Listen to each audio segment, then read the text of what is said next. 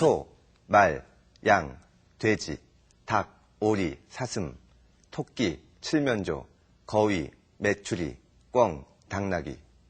이렇게 13가지가 법으로 정한 식용동물입니다. 말과 당나귀도 식용동물이네요. 그런데 여기에는 우리나라에서 식용으로 쓰이는 중요한 동물 한 가지가 빠져 있습니다. 우리나라에서 육류 중 소, 돼지, 닭에 이어 소비량으로 4위에 해당하는 것. 바로 보신탕의 원료인 게입니다.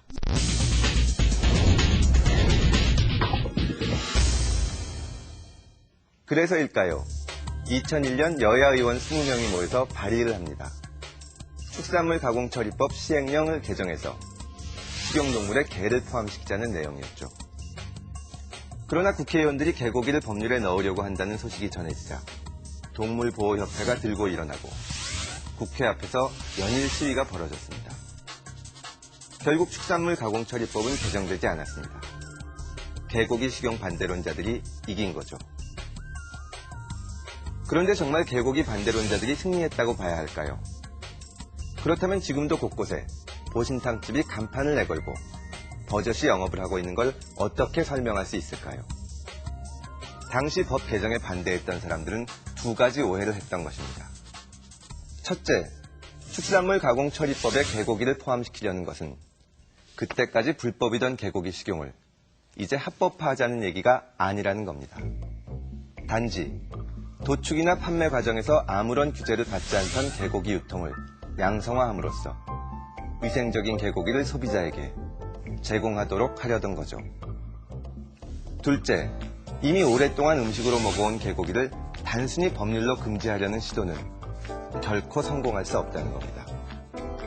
법률이 규율해야 될 대상을 넘어서서 사회의 모든 현상이나 문화까지 재단하려는 것을 법률 만능주의라고 하는데요. 과거에 특히 이런 법률 만능주의가 횡행하던 시절이 있었죠. 경찰관들이 줄자를 들고 다니면서 장발이나 미니스커트를 단속하고 젊은이들이 경찰관을 피해 달아나고 경찰관들이 쫓아가고 이런 풍경이 그리 오래된 일이 아닙니다. 지금은 폐지되었지만 1999년도까지만 해도 가정의례에 관한 법률에 따르면 결혼식에서 하객들에게 음식을 대접하는 행위, 상가에서 10개가 넘는 화환을 진열하는 행위는 범죄였고 처벌 대상이었습니다. 모두 법률 만능주의가 판치던 시대의 산물입니다. 개고기를 먹을 것인가 말 것인가가 토론의 대상이 될 수는 있습니다.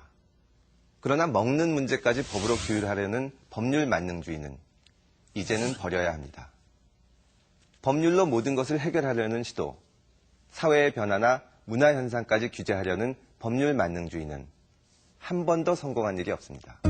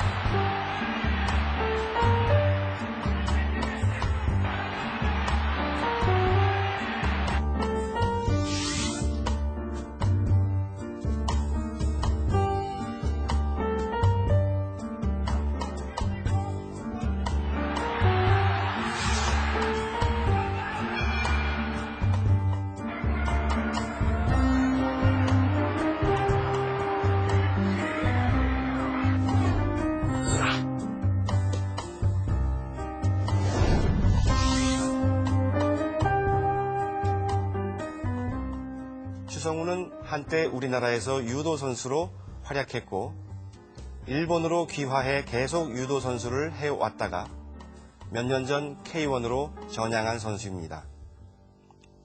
한국과 일본을 왔다 갔다 하며 아키야마 요시히로 혹은 추성훈이라는 이름으로 선수 생활을 했던 그의 사연을 K1에 관심 있는 분이라면 조금씩은 알고 계실 겁니다.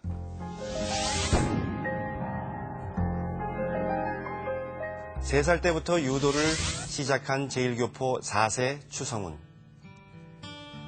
그는 총만 맞는 선수였지만 일본 대표로 국제대회에 출전할 수가 없었습니다. 한국 국적을 포기하지 않았기 때문이죠. 그때 세계 최고가 되고 싶었던 추성훈이 선택한 것은 할아버지의 나라 한국이었습니다. 1998년 24세 나이에 생전 처음 찾은 할아버지의 나라에서 그는 한국말과 문화를 배우면서 일취월장해 유도 81kg급의 최고수로 성장하게 됩니다. 그런데 이상하게 유독 국제대회, 특히 가장 중요한 올림픽, 세계선수권, 아시안게임 선발전에서 항상 판정 시비 끝에 고배를 들이마십니다. 누가 봐도 추성훈이 이긴 게임인데 의외의 판정이 나오고 결국 대표에서 탈락했던 거죠. 그는 4년 만에 한국에서의 선수 생활을 마감하고 결국 일본으로 귀화합니다. 추성훈이라는 이름이 아닌 아키야마 요시히로라는 이름을 얻게 되죠.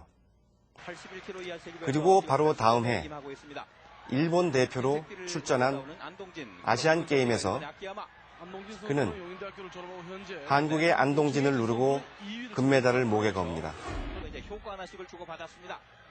당시 어느 신문은 일면에서 추성훈 선수의 경기 사진과 함께 조국을 맺혔다는 기사를 썼습니다.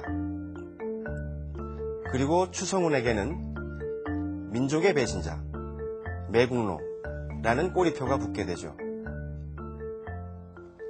추성훈 선수의 꿈은 태극마크를 달고 금메달을 따는 것이었습니다. 4대째 일본에서 살았지만 귀화하지 않고 계속 한국 국적을 유지한 것도 태극마크를 달고 금메달을 따기 위해서였습니다. 한국인임을 무척 자랑스러워했다는 그는 유도를 하기 위해 한국에 왔지만 이번엔 제1교포라는 이유로 불공평한 패배를 맛봐야만 했었습니다. 요미우리 자이언츠의 4번 타자 기요하라 가즈히로는 추성훈의 경기가 있을 때마다 경기장의 모습을 드러내는데요. 가즈히로 역시 추성훈과 같은 제1교포 선수입니다. 제1교포라는 이유로 겪어야 했던 아픔이 많았던 두 사람은 둘도 없는 친구입니다.